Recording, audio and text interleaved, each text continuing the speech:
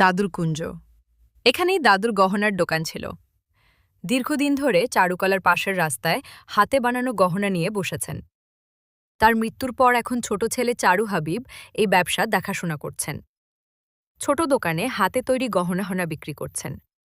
দোকান ছোট হলেও এখানে আছে ঝলমলে সব গহনা, হাতের বালা, ব্রেসলেট, লকেট, নেকলেস কি মেয়ে এখানে। মানুষেরা হাঁটতে হাঁটতেই আসছে, কিনে নিচ্ছে প্রিয় গহনাটি নিজের জন্য বা প্রিয়জনের জন্য। চলুন তার দোকানটা ঘুরে দেখা যাক।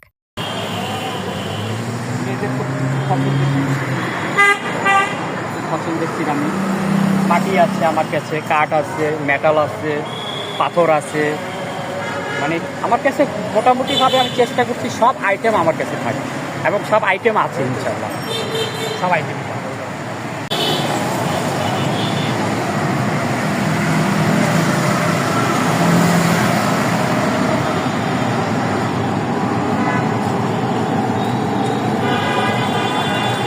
এই গহনাটা হচ্ছে মানে সারা বাংলাদেশে এটা মানে শুধু আমরাই প্রোডাক্ট। এটার লং বেটি হচ্ছে নাতিপুতি ধুতিরাও পরতে পারবে, এবং যত পরে তত সুন্দর হয় এই গহনাগুলো। আর তাছাড়া আমার প্রোডাক্ট হচ্ছে এইগুলো, এই যে কাঠের তৈরি, এগুলো আমার সম্পূর্ণ নিজস্ব আবিষ্কার। কাঠের রং থেকে সব কিছু আমার নিজস্ব, কাটার ভিতর কাটা, এগুলো আমার নিজস্ব আবিষ্কার। এই যে মালা, এগুলো আমার নিজস্ব আবিষ্কার। ঠিক আছে, এই যে